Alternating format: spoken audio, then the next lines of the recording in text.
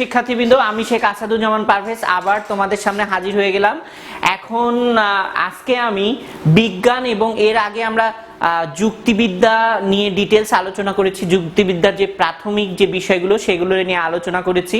যুক্তিবিদ্যার বিভিন্ন যুক্তিবিদ্যা সম্পর্কে যে ডেফিনিশন দিয়েছেন সেই ডেফিনিশনগুলো নিয়ে আলোচনা করেছি।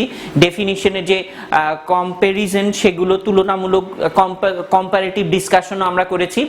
এখন আমরা এই যে সংজ্ঞাগুলোতে আমরা আলোচনা করছি ওই সংজ্ঞাগুলোতে তোমরা খেয়াল করবে অনেক যুক্তিবিদরা বা মনীষীগণ যুক্তিবিদ্যাকে বিজ্ঞান ও কলা হিসেবে আখ্যায়িত করেছিলেন। তো আমরা সেই বিষয়টি যুক্তিবিদ্যা আসলে বিজ্ঞান বা কলা কিনা বা বিজ্ঞান এবং কলা উভয়ই কিনা এই বিষয়টি নিয়ে আমরা ডিটেলস আজকে আলোচনা করব। তো চলো আমরা আলোচনা শুরু করে দেই। বলছে বিজ্ঞান ও কলাবিদ্যা, বিজ্ঞান ও কলাবিদ্যা, সায়েন্স অ্যান্ড দি আর্ট। আচ্ছা, বলছে প্রকৃতির একটি বিশেষ বিভাগ সম্বন্ধে সুনিশ্চিন্ত ও সুশৃঙ্খল জ্ঞানকে বিজ্ঞান বলে। তাহলে বিজ্ঞান বলতে আমরা মূলত কি বুঝি? প্রকৃতির একটি বিশেষ বিভাগ সম্বন্ধে মানে প্রকৃতির কোনো বিশেষ একটি বিষয় সম্পর্কে সুচিন্তিত এবং সুশৃঙ্খল জ্ঞানকে বিজ্ঞান বলে। তাহলে জ্ঞানটা কি হতে হবে? সুচিন্তিত হতে হবে এবং সুশৃঙ্খল হতে হবে। বলছে জ্ঞান চর্চার সুবিধার্থে প্রকৃতিকে বিভিন্ন বিভাগে ভাগ করে নেওয়া হয়েছে। এক একটি বিজ্ঞান প্রকৃতির এক একটি বিশেষ বিভাগ নিয়ে আলোচনা করে থাকে। প্রতিটি বিজ্ঞান তার নিজ নিজ বিভাগের গভীর মধ্যে সীমাবদ্ধ থেকে পরীক্ষণ ও নিরীক্ষণের সাহায্যে কতকগুলো সাধারণ নিয়ম আবিষ্কার করে এবং ওই নিয়মগুলোর সাহায্যে বিভাগীয় বিষয়াদি ও ঘটনাবলীকে ব্যাখ্যা দেবার চেষ্টা করে। যেমন উদ্ভিদবিদ্যা একটি বিজ্ঞান। উদ্ভিদের জীবন সংক্রান্ত বিভিন্ন বিষয়াবলী ব্যাখ্যার জন্য গবেষণা চালায় এবং উদ্ভিদের প্রকৃতি, কার্য, জন্ম, বৃদ্ধি, মৃত্যু ইত্যাদি ব্যাপারে আমাদেরকে সুশৃঙ্খল জ্ঞান দান করে। এরপরে বলছে অনুরূপভাবে পদার্থবিদ্যা, মনোবিজ্ঞান, জ্যোতিষশাস্ত্র প্রভৃতিও এক একটি বিজ্ঞান। এরা যথাক্রমে পদার্থ, মন ও জ্যোতিষমণ্ডলী নিয়ে আলোচনা করে। অপরপক্ষে যে বিদ্যা বিশেষ কোনো উদ্দেশ্য সাধনের জন্য আমাদের জ্ঞানকে বাস্তব ক্ষেত্রে প্রয়োগ করার নিয়ম কানুন শিক্ষা দেয় তাকে বলে কলাবিদ্যা। তাহলে কলাবিদ্যার সম্পর্কে আমরা কি ডেফিনিশন পেলাম এখানে? যে বিদ্যা বিশেষ কোনো উদ্দেশ্য সাধন, মানে নির্দিষ্ট একটা উদ্দেশ্য থাকতে হবে, উদ্দেশ্য সাধনের জন্য আমাদের জ্ঞানকে বাস্তব ক্ষেত্রে প্রয়োগ করার নিয়ম কানুন শিক্ষা দেয় তাকে বলে কলাবিদ্যা। তাহলে কলাবিদ্যা কি করবে? আমাদের যে জ্ঞান এটাকে বাস্তব ক্ষেত্রে প্রয়োগের নিয়ম কানুন শিক্ষা দিবে, ওইটাই হচ্ছে কলাবিদ্যা। কলা হচ্ছে বিশেষ কোনো কর্ম সম্পাদনের অভিপ্রায়ে আমাদের পূর্ব অর্জিত কোনো জ্ঞানকে ব্যবহারিক জীবনে প্রয়োগ করার কৌশল। যেমন অস্ত্রোপচার একটি কলা, অর্থাৎ এই যে ডাক্তাররা অপারেশন করে এটাও কি এক ধরনের কলা। এতে রোগ মুক্তির জন্য চিকিৎসা সংক্রান্ত জ্ঞানকে বাস্তব প্রয়োগ করার কলা কৌশল শিক্ষা দেয়। তাহলে আমরা কলাবিদ্যা কোনটাকে বলি? কলাবিদ্যা হচ্ছে এমন এক ধরনের বিদ্যা যেখানে বাস্তব কোনো সমস্যা সমাধানের জন্য বা কোনো সমস্যা সমাধান বা কোনো বিষয় কি বাস্তব ক্ষেত্রে প্রয়োগ করার কলা কৌশল শিক্ষা দেয়া হয়। এতে ভালো এরপরে বলছে আবার কৃষি বিদ্যা একটি কলা। এতে ভালো ফসল উৎপাদনের জন্য উদ্ভিদ ও মৃত্তিকা সম্পর্কে আমাদের জ্ঞানকে কৃষিক্ষেত্রে প্রয়োগ করার কলা কৌশল শিক্ষা দেয়। এরপরে বলছে তদ্রূপ নৌবিদ্যা, রন্ধন কার্য, সঙ্গীত প্রভৃতিও এক একটি কলা। যুক্তিবিদ টমসন বিজ্ঞান ও কলার মধ্যে পার্থক্য নির্দেশ করতে যেয়ে বলেছেন, বিজ্ঞান হলো কতকগুলো নিয়ম কানুনের সমষ্টি যার দ্বারা কোনো বস্তুকে ব্যাখ্যা দেয়া হয়, আর কলা হলো কতকগুলো কলা কৌশলের সমষ্টি যার সাহায্যে কোনো কর্ম সম্পাদন করা হয়। বিজ্ঞান আমাদেরকে কিছু জানতে শিক্ষা দেয় এবং কলা কোনো কিছু করতে শিক্ষা দেয়। তাহলে বিজ্ঞান কি করে? বিজ্ঞান আমাদেরকে কোনো কিছু জানতে শিক্ষা দেয়, আর কলা কি করে? কোনো কিছু করতে শিক্ষা দেয়। তার মানে বাস্তব বাস্তবিক ক্ষেত্রে কোনো কিছু করার শিক্ষাটাকেই আমরা বলি, বা বাস্তবিক ক্ষেত্রে কোনো কিছু করতে হবে বা করার নিয়ম কানুন শেখানোকেই আমরা বলি কলা। তাহলে কলা সম্পর্কে আমরা একটি ধারণা পেলাম। প্রথমে জানিয়ে দেই কোনো অস্তিত্বশীল বস্তুর মধ্যে কি কি কারণ ও আইন বর্তমান এবং শেষেরটি শিখিয়ে দেয় কি করে কোনো কিছু তৈরি করতে হয়। সুতরাং দেখা যায় যে বিজ্ঞান হলো একটি তত্ত্বগত জ্ঞান।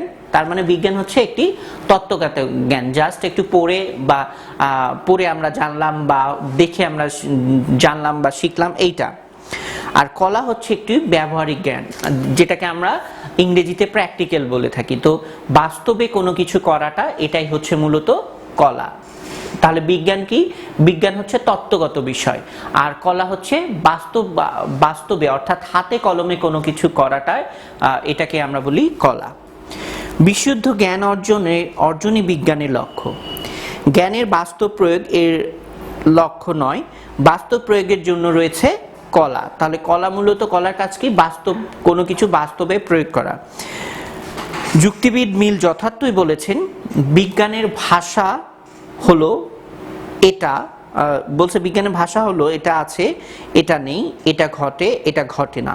আর কলার ভাষা হলো এটা করো, ওটা করো না। তাহলে বিজ্ঞানের ভাষা হচ্ছে এটা আছে, এটা নেই, ওটা ঘটে, এটা ঘটে না। কিন্তু কলার ভাষা হচ্ছে এটা করো, ওটা করো না। তার মানে আমরা বুঝতেই পারতেছি কলা বলতে মূলত বাস্তব ক্ষেত্রে হাতে কলমে কোনো কিছু করাটা, এটাই হচ্ছে কলা।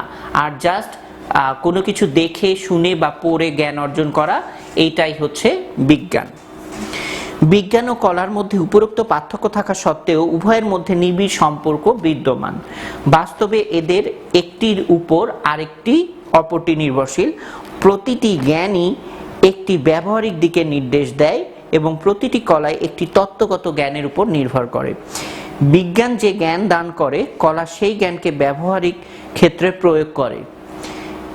যে বিজ্ঞান কোনো ব্যবহারিক প্রয়োজন মেটাতে সক্ষম নয়, তার কোনোই প্রয়োজনীয়তা নেই। তাহলে বলছে যে কোন বিজ্ঞান উপযুক্ত বা কোন বিজ্ঞান মূল্যবান? যে বিজ্ঞান তাত্ত্বিক জ্ঞানের পাশাপাশি ব্যবহারিক কাজেও ব্যবহার হবে, সেইটা হচ্ছে, বা ব্যবহারিক যে বিজ্ঞানের তাত্ত্বিক ক্ষেত্রে গুরুত্ব থাকার পাশাপাশি যে বিজ্ঞানের ব্যবহারিক ক্ষেত্রে গুরুত্ব রয়েছে, সে বিজ্ঞান হচ্ছে মূল্যবান। তাহলে বলছে যে বিজ্ঞান কোনো ব্যবহারিক প্রয়োজন মেটাতে সক্ষম নয়, তার কোনো প্রয়োজনীয়তা নেই, যেটা আমি একটু আগে বললাম। আবার যে কলা কোনো বৈজ্ঞানিক জ্ঞানের উপর নির্ভর করে না, তা আদৌ গ্রহণযোগ্য নয়। তাহলে আমরা এখান থেকে বুঝতে পারলাম যে একটা বিজ্ঞান যদি শুধু তাত্ত্বিক ক্ষেত্রে গুরুত্বপূর্ণ হয়, এর যদি ব্যবহারিক কোনো বা বাস্তবিক কোনো যদি উপকারিতা বা বাস্তবিক ক্ষেত্রে যদি কোনো কাজে না আসে, তাহলে ওই বিজ্ঞান মোটেও কোনো বিজ্ঞান নয় বা ওই বিজ্ঞানের কোনো প্রয়োজন নেই। আবার এখানে বলছে যেই কলা অর্থাৎ যে কোনো একটা তুমি কাজ করতেছো, ওই কাজ যদি দেখা যাচ্ছে বৈজ্ঞানিক ক্ষেত্রের উপর নির্ভরশীল নাই বা কোনো সিস্টেমেটিক কোনো বা কোনো নিয়ম কানুনের উপর নির্ভরশীল নয়, সেই কলারও আবার কোনো গুরুত্ব নেই। তার মানে আমরা এখানে বুঝতে পারতেছি কলাকে ছাড়া বিজ্ঞান একেবারে অক্ষম, মানে কলাকে ছাড়া বিজ্ঞান গ্রহণ করা যাবে না, আবার বিজ্ঞানকে ছাড়াও কলাকে গ্রহণ করা যাবে না। তার মানে আমরা বুঝতে পারলাম যে বিজ্ঞান ও কলা পারস্পরিক, এদের অত্যন্ত ঘনিষ্ঠভাবে সম্পর্কযুক্ত। সুতরাং একটিকে ছাড়া অন্যটি বা অপরটি অর্থহীন। এরপরে কি বলছে যে এরপরে একটি প্রশ্ন আছে যে যুক্তিবিদ্যা কি একটি বিজ্ঞান না একটি কলা? এই প্রশ্নটি প্রায়ই এসে থাকে। তোমরা এই প্রশ্নটি তোমরা ভালো করে একটু আয়ত্ত করার চেষ্টা করবে। যুক্তিবিদ্যা কি একটি বিজ্ঞান নাকি কলা? বলছে is logic a science or an art? বলছে যুক্তিবিদ্যা একটি বিজ্ঞান না একটি কলা? এই প্রশ্ন নিয়ে যুক্তিবিদদের মধ্যে মতবিরোধ দেখা যায়। এই বিষয়ে তাদের মতবাদকে মোটামুটি 3 ভাগে ভাগ করা যায়। তাহলে যখন তুমি যুক্তিবিদ্যা একটি বিজ্ঞান না কলা, এই বিষয়ে যখন তুমি উত্তর করতে যাবে, তোমাকে অবশ্যই বিভিন্ন যুক্তিবিদদের যে মতামত রয়েছে সেই মতামত তোমাকে অবশ্যই লিখতে হবে। আর একটা জিনিস মনে রাখতে হবে, যখন তুমি এই প্রশ্নটা ফিনিশিং করবে, ফিনিশিংয়ে তোমাকে অবশ্যই তোমার নিজস্ব যে মতামত, সেই নিজস্ব মতামত কিন্তু তোমাকে অবশ্যই শেষে উপস্থাপন করতে হবে। আচ্ছা, আমরা একটু আলোচনা করি। বলছে বিজ্ঞান হিসেবে যুক্তিবিদ্যা। বিজ্ঞান হিসেবে যুক্তিবিদ্যাকে মূল্যায়ন করার আগে আমাদের একটি বিষয় পরিষ্কার হওয়া দরকার। কোনো একটি জ্ঞানের শাখাকে বিজ্ঞান বলতে গেলে তার মধ্যে ন্যূনতম দুটি গুরুত্বপূর্ণ বৈশিষ্ট্য থাকা জরুরি। তাহলে কোনো জ্ঞানের শাখাকে যদি আমরা বিজ্ঞান বলতে চাই, তাহলে তার মধ্যে কয়টি বৈশিষ্ট্য থাকতে হবে? দুইটি বৈশিষ্ট্য কি কি এখন আমরা জানবো। বলছে প্রথমত সেই শাখার সুনির্ধারিত সুশৃঙ্খল আলোচ্য বিষয় থাকতে হবে। তাহলে কোনো বিষয়কে যদি আমরা কি বলি, বিজ্ঞান বলতে চাই, তাহলে তার দুইটা বৈশিষ্ট্য থাকতে হবে। দুইটা বৈশিষ্ট্যের মধ্যে একটা বৈশিষ্ট্য হচ্ছে যে সুনির্দিষ্ট আলোচ্য বিষয় থাকতে হবে, অর্থাৎ র্যান্ডমলি কোনো বিষয় থাকবে না, যে কোনো একটা বিষয় নিয়ে আলোচনা করতে হবে। যেমন মনে করো যে তুমি সায়েন্সের কোনো যদি টপিকস পড়তে চাও, তাহলে সেক্ষেত্রে যেমন কঠিন, যদি পদার্থ বিভিন্ন রকমের পদার্থ নিয়ে আলোচনা করতে চাও, কঠিন, তরল, বায়বীয়, এখন তোমাকে নির্দিষ্ট একটা, যেমন কঠিন বস্তু, যে এই যে কঠিন পদার্থের মধ্যে কি আছে, যেমন আমরা লোহা, কঠিন পদার্থ কিন্তু অনেক আছে, কিন্তু একটা নির্দিষ্ট একটা জিনিস নিয়ে আলোচনা করবে, ধরো তুমি লোহা, তাহলে এরকম নির্দিষ্ট আলোচ্য বিষয় থাকতে হবে। তাহলে প্রথম বৈশিষ্ট্য হচ্ছে নির্দিষ্ট আলোচ্য বিষয় থাকতে হবে। আর দ্বিতীয়ত আলোচ্য বিষয় ব্যাখ্যার জন্য পর্যাপ্ত নিয়ম কানুন প্রণয়ন করতে হবে। আর দ্বিতীয় বৈশিষ্ট্যটা কি? দ্বিতীয় বৈশিষ্ট্য হচ্ছে যে তুমি যে বিষয়টা আলোচনা করবে, ওই বিষয়টাকে উপস্থাপন করার জন্য বা আলোচনা করার জন্য তোমাকে নিয়ম কানুন মেনে চলতে হবে, মানে বিভিন্ন নিয়ম কানুন ব্যাখ্যা করতে হবে। এই দুটি শর্তের বিচারে বলা যায় যে অন্যান্য বিজ্ঞানের মতো যুক্তিবিদ্যার কিছু নির্দিষ্ট আলোচ্য বিষয় আছে, যেমন যুক্তি পদ্ধতি, এরপরে বলছে যে ও তার সহায়ক প্রক্রিয়াসমূহ। আবার এইসব বিষয়বস্তু ব্যাখ্যার জন্য যুক্তিবিদ্যা নিজস্বভাবে কিছু নিয়ম কানুন প্রণয়ন করেছে। কাজেই অন্যান্য বিজ্ঞানের মতো যুক্তিবিদ্যাকেও একটি বিজ্ঞান বলা যেতে পারে। এ প্রসঙ্গে কয়েকজন যুক্তিবিদদের মতামত প্রণিধানযোগ্য। হ্যামিল্টন, ম্যানসেল, টমসন প্রমুখ যুক্তিবিদগণ মনে করেন যে যুক্তিবিদ্যা শুধু একটি বিজ্ঞান। তাদের মতে যুক্তিবিদ্যার কাজ হলো যথার্থ যুক্তি পদ্ধতির নিয়ম কানুন সম্বন্ধে জ্ঞান দান করা, অন্য কিছু নয়। তারা যুক্তিবিদ্যার ব্যবহারিক দিককে উপেক্ষা করেছেন। যুক্তিবিদ জোসেফ ও যুক্তিবিদ্যাকে একটি বিজ্ঞান বলে প্রচার করেছেন। তিনি বলেন যুক্তিবিদ্যা হলো একটি বিজ্ঞান যা এমন কতগুলো সাধারণ নীতিমালা নিয়ে আলোচনা করে যাদের সাহায্য নিয়ে আমরা যে কোনো ধরনের বস্তু বা বিষয় সম্পর্কে চিন্তা করতে পারি। তার মতে সাধারণ মানুষ দৈনন্দিন জীবনে যুক্তি প্রদানের ক্ষেত্রে যেসব নিয়মকানুন অনুসরণ করে, যুক্তিবিদ্যা তাদের সম্বন্ধে বিজ্ঞানসম্মত জ্ঞান দান করে। দেখি কলা হিসেবে যুক্তিবিদ্যা কি বলছে। কলা হিসেবে যুক্তিবিদ্যাকে মূল্যায়ন করার আগে আমাদের একটি বিষয় জেনে নেওয়া দরকার। কোনটি? কোনো একটি বিদ্যাকে কলা হিসেবে পরিচিত হতে হলে অন্তত দুইটি শর্ত পালন করতে হয়। দেখো, এগুলো এমসিকিউ থেকে আসতে পারে যে কোনো বিষয়কে কলা হিসেবে বিবেচিত হলে কয়টি শর্ত থাকতে হয়। দুইটি, তিনটি, চারটি, পাঁচটি এরকম অপশন থাকতে পারে, সেক্ষেত্রে দুইটি। আগেরটির ব্যাপারেও যে কোনো বিষয়কে বিজ্ঞান হতে হলে কয়টি শর্ত বা কয়টি বৈশিষ্ট্য থাকতে হয়, দুইটি, তিনটি, চারটি, পাঁচটি এরকম থাকতে পারে, সেক্ষেত্রে দুইটি। এগুলো কিন্তু এমসিকিউ। বলছে প্রথমত সেই বিদ্যাকে বিশেষ কোনো কর্ম সম্পাদনের কলা কৌশল শিখতে হবে। সেই বিদ্যাকে কি করতে হবে? কোনো কর্ম সম্পাদনের কলা কৌশল শিক্ষা দিতে হবে। তাহলে একটা সাবজেক্ট নিয়ে তুমি পড়তেছো, সেই সাবজেক্টটা তোমাকে শুধু বললো যে কি করতে হবে, এই কাজটা করতে হবে, কিন্তু ওই সাবজেক্টটা তোমাকে ওই কাজটা কিভাবে করতে হবে সেই নিয়ম কানুন তোমাকে শিক্ষা দিল না, ওইটাকে মোটেও কলা বলা যাবে না। কিন্তু তুমি একটা বিষয় নিয়ে পড়তেছো, যে বিষয়টা তোমাকে বলে দিচ্ছে যে এই কাজটা তুমি করবে এবং এই কাজটা তুমি এইভাবে করবে, কলা কৌশলগুলো বা নিয়ম কানুনও বলে দিচ্ছে, তখন তুমি ওটাকে কলা বলতে পারবে। তাহলে শুধু বিজ্ঞান আমরা কোনটাকে বলবো? শুধু বলে দিল যে তুমি এই কাজটা করো, এইটা হচ্ছে বিজ্ঞান। কিন্তু তুমি এই কাজটা এইভাবে করো, এই পদ্ধতি মেনে চলো, যখন ওই বিষয়টাই ওই সাবজেক্টটা বলবে, ওটাকে আমরা বলবো কলা।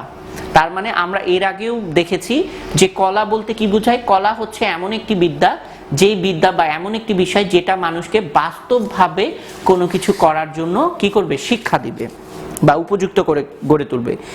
দ্বিতীয়ত তাকে কোনো বৈজ্ঞানিক জ্ঞানের উপর নির্ভরশীল হতে হবে। এই দুইটা হচ্ছে বৈশিষ্ট্য। এই দুটি শর্তের বিচারে বলা যায় যে যুক্তি পদ্ধতির নিয়মাবলীকে আমাদের বাস্তব চিন্তা ক্ষেত্রে প্রয়োগ করার কলাকৌশল শিক্ষা দেয়। তাছাড়া যুক্তিবিদ্যা যে কলাকৌশল শিক্ষা দেয় তা বিজ্ঞানসম্মত চিন্তাধারার উপর নির্ভরশীল। কাজেই অন্যান্য কলাবিদ্যার মতো যুক্তিবিদ্যাকেও একটি কলাবিদ্যা বলা যেতে পারে। এ প্রসঙ্গে অ্যালড্রিস এবং অন্যান্য পোর্ট রয়্যাল যুক্তিবিদেরা মনে করেন যে যুক্তিবিদ্যা শুধুমাত্র একটি কলা। তাদের মতে যুক্তিবিদ্যা যুক্তির নিয়মাবলীকে তাদের বাস্তব চিন্তাক্ষেত্রে প্রয়োগ করে কিভাবে সত্যকে অর্জন করা যায় সে সম্বন্ধে নির্দেশ দান করেন। তারা যুক্তিবিদ্যায় তত্ত্বগত দিককে উপেক্ষা করে বলেন যে যুক্তি পদ্ধতি সম্বন্ধে জ্ঞান দান করা যুক্তিবিদ্যার কাজ নয়, বরং যুক্তি পদ্ধতির নিয়মাবলী ব্যবহারিক ক্ষেত্রে প্রয়োগ করা যুক্তিবিদ্যার উদ্দেশ্য। বিজ্ঞান ও কলা হিসেবে যুক্তিবিদ্যা, এর আগের দুটিতে আমরা জানতে পারলাম, প্রথমটাতে এটাকে যুক্তিবিদ্যাকে বিজ্ঞান হিসেবে অভিহিত করা হয়েছে, পরেরটাতে দেখলাম কলা হিসেবে যুক্তিবিদ্যাকে অভিহিত করা হয়েছে। এখন এই যুক্তিবিদ্যাকে বিজ্ঞান এবং কলা উভয় হিসেবে কি করা হয়েছে, দেখানো হয়েছে। এই বিষয়টি নিয়ে এখন আলোচনা করা হবে। বলছে উপরের দুটি মতবাদী পক্ষপাত দোষে দুষ্ট, মানে এই যে দেখো দুইটাকে একজন এক একভাবে এটাকে দেখেছে আলাদা আলাদা করে, সেজন্য এদের কোনোটি গ্রহণযোগ্য নয়। তাই যুক্তিবিদ মিল ও ওয়েটলি একটি ভিন্ন মত পোষণ করেন। তারা দুটি বিরোধী মতবাদের মধ্যে সমন্বয় সাধন করে বলেন যে যুক্তিবিদ্যা শুধুমাত্র একটি বিজ্ঞান নয়, আবার শুধুমাত্র একটি কলাও নয়, বরং যুক্তিবিদ্যা একাধারে একটি বিজ্ঞান ও একটি কলা। বিজ্ঞান হিসেবে যুক্তিবিদ্যার সঠিক যুক্তি পদ্ধতির নিয়ম কানুন সম্পর্কে আমাদেরকে জ্ঞান দান করে। এরপরে বলছে আর কলা হিসেবে যুক্তিবিদ্যা এইসব নিয়মকে আমাদের বাস্তব চিন্তাক্ষেত্রে সুষ্ঠুভাবে প্রয়োগের মাধ্যমে সত্যতাকে আবিষ্কার করতে সহায়তা করে। যুক্তিবিদ কার্ভেট রিডও একইভাবে যুক্তিবিদ্যাকে বিজ্ঞান ও কলা উভয় রূপে আখ্যায়িত করেছেন। তার মতে যুক্তিবিদ্যার মধ্যে বিজ্ঞান ও কলা উভয় বিভাগেরই গুণাগুণ বর্তমান আছে। তিনি বলেন যুক্তিবিদ্যা হচ্ছে একটি বিজ্ঞান এ অর্থে যে তা কতগুলো সার্বিক নিয়ম এবং তাদের একের সাথে অপরের সম্পর্ককে ব্যক্ত করে। এটি একটি কলা এ অর্থে যে নিয়মগুলো একটি লক্ষ্য হিসেবে সত্যকে অর্জন করার জন্য প্রণীত হয়। উপরের মতবাদগুলোর শেষোক্তটিকে সমর্থন করে আমরাও বলতে পারি যে যুক্তিবিদ্যা একই সাথে একটি বিজ্ঞান ও একটি কলা। চিন্তা বা অনুমান সম্পর্কে কয়েকটি নিয়মকানুন প্রণয়ন করাই যুক্তিবিদ্যার কাজ নয়, সেগুলোকে যথাযথভাবে প্রয়োগ করাও যুক্তিবিদ্যার লক্ষ্য। যুক্তিবিদ্যার যেসব নিয়মকানুন শেখানো হয় সেগুলোকে সত্য আবিষ্কারের জন্য বাস্তব ক্ষেত্রে কাজে লাগানো হবে এই আশাতেই শেখানো হয়। সংক্ষেপে বলতে গেলে যুক্তিবিদ্যা হলো একটি ব্যবহারিক বিজ্ঞান। এই কথাটির মধ্যে যুক্তিবিদ্যার তত্ত্বগত ও ব্যবহারিক উভয় দিকেরই নির্দেশনা পাওয়া যায়। এখন আমরা জানবো যুক্তিবিদ্যা এই বিজ্ঞান ও কলা এগুলো ছাড়াও যুক্তিবিদ্যা বলছে বর্ণনামূলক ও আদর্শমূলক বিজ্ঞান, পজিটিভ অ্যান্ড নরমেটিভ সায়েন্স। বলছে বিজ্ঞানকে মোটামুটি দুভাগে ভাগ করা যায়, একটা হচ্ছে বর্ণনামূলক, আরেকটি হচ্ছে আদর্শমূলক। যে বিজ্ঞান কোনো আদর্শের নির্দেশ না করে প্রকৃতিতে ঘটনাবলী ঠিক যেভাবে আছে তেমনি তাদেরকে আলোচনা করে তাকে বলে বর্ণনামূলক। বর্ণনামূলক বিজ্ঞান বস্তুর প্রকৃত চরিত্রকে প্রকাশ করার জন্য নিয়মকানুন আবিষ্কার করে এবং তাদের সাহায্যে বস্তুর উৎপত্তি, বিকাশ ও স্বরূপ সম্বন্ধে ব্যাখ্যা দান করে। যেমন মনোবিজ্ঞান একটি বর্ণনামূলক বিজ্ঞান, কারণ মনোবিজ্ঞান মানসিক প্রক্রিয়াগুলো মনের মধ্যে ঠিক যেভাবে কাজ করে তারই বর্ণনা দেয়। অপরপক্ষে যে বিজ্ঞান কোনো আদর্শের আলোকে কোনো বিষয় বা ঘটনা আসলে কি রকম হওয়া উচিত তা নিয়ে আলোচনা করে তাকে আদর্শ বিজ্ঞান বলে। এ বিজ্ঞানে কোনো একটি আদর্শকে মাপকাঠি হিসেবে গ্রহণ করে বিষয়বস্তুর মূল্য বিচার করা হয়। যেমন নীতিবিজ্ঞান একটি আদর্শ বিজ্ঞান। নীতিবিজ্ঞান একটি নৈতিক আদর্শের ভিত্তিতে আমাদের কাজকর্ম, আচার ব্যবহার কী রকম হওয়া উচিত তার নির্দেশ দান করে। বর্ণনামূলক ও আদর্শমূলক বিজ্ঞানের মধ্যে সত্যিকারের পার্থক্য হলো এটা যে বর্ণনামূলক বিজ্ঞান বস্তু যেভাবে ঘটে শুধু তারই আলোচনা করে, এতে কোনো আদর্শের বা ব্যবহারিক প্রণালীর উল্লেখ থাকে না। আর আদর্শমূলক বিজ্ঞান বস্তু বা ঘটনা কিভাবে ঘটা উচিত তারই আলোচনা করে, এতে একটি আদর্শের ভিত্তি থাকে আর জ্ঞানের ব্যবহারিক প্রয়োগের নির্দেশ থাকে। বলছে যুক্তিবিদ্যা একটি বর্ণনামূলক বিজ্ঞান না একটি আদর্শমূলক বিজ্ঞান। এই যে এখানেও আমরা একটি লজিক খুঁজে পাবো। বলছে এখন প্রশ্ন হলো যুক্তিবিদ্যা একটি বর্ণনামূলক বিজ্ঞান নাকি আদর্শমূলক বিজ্ঞান। এই উভয় প্রকার বিজ্ঞানের মধ্যে পার্থক্যের বিষয় অনুধাবন করলে প্রতীয়মান হয় যে যুক্তিবিদ্যা একটি আদর্শমূলক বিজ্ঞান। যুক্তিবিদ্যা সত্যের আদর্শকে সামনে রেখে সঠিক যুক্তি পদ্ধতির নিয়মকানুন আবিষ্কার করে এবং তাদের মূল্য করে। আমরা কিভাবে চিন্তা করি বা অনুমান করি তা আলোচনা করা যুক্তিবিদ্যার কাজ নয়, বরং কিভাবে অনুমান করলে ভ্রম পরিহার করা যায়, দ্যাট মিন্স ভুল পরিহার করা যাবে এবং সত্যকে অর্জন করা যায় তা নিয়ে যুক্তিবিদ্যা আলোচনা করে। অর্থাৎ সত্যকে অর্জন করতে হলে আমাদের যুক্তি পদ্ধতি কীরকম হওয়া উচিত সেটাই যুক্তিবিদ্যার আলোচ্য বিষয়। সুতরাং যুক্তিবিদ্যা একটি আদর্শমূলক বিজ্ঞান। যুক্তিবিদ্যাকে বলছে যে যুক্তিবিদ্যাকে শুধু একটি আদর্শমূলক বিজ্ঞান বললে ভুল করা হবে। যুক্তিবিদ্যা একটি ব্যবহারিক বিজ্ঞানও বটে, কারণ যুক্তিবিদ্যা সত্যকে অর্জন করার জন্য সঠিক যুক্তি পদ্ধতির নিয়মগুলোকে আমাদের ব্যবহারিক জীবনে প্রয়োগ করার নির্দেশ দেয়। তাহলে বন্ধুরা এখানে বেশ কিছু প্রশ্ন আছে যে তোমাদের প্রশ্ন কি কি হতে পারে, যুক্তিবিদ্যা কি একটি বিজ্ঞান নাকি কলা, এটা একটা প্রশ্ন, এগুলো সৃজনশীল। তারপরে আর কি হতে পারে, যুক্তিবিদ্যা বর্ণনামূলক বিজ্ঞান নাকি আদর্শমূলক বিজ্ঞান, এটা একটা প্রশ্ন। আর একটা কি হতে পারে, যুক্তিবিদ্যা বর্ণনামূলক ও আদর্শমূলক বিজ্ঞান উভয় আলোচনা করো। তো আজকে আমরা তাহলে যুক্তিবিদ্যা, তারপরে আর কি কি প্রশ্ন, যুক্তিবিদ্যা আসলে বিজ্ঞান নাকি বিজ্ঞানবিদ্যা নাকি কলাবিদ্যা। তো এই যে মোটামুটি আমরা এখানে 4টি সৃজনশীল প্রশ্ন পেলাম এবং এর সাথে সাথে আরো কিছু এমসিকিউ প্রশ্ন আমি পড়াতে বলে দিয়েছি। তোমরা সেগুলো খুব যেই বিষয়গুলো আমি আলোচনা করলাম তোমরা এগুলো বাসায় আরো ভালো করে একটু পড়ে বোঝার চেষ্টা করবে, আর সমস্যা হলে ভিডিওটি দেখবে। তো সে পর্যন্ত সবাই ভালো থেকো, সুস্থ থেকো।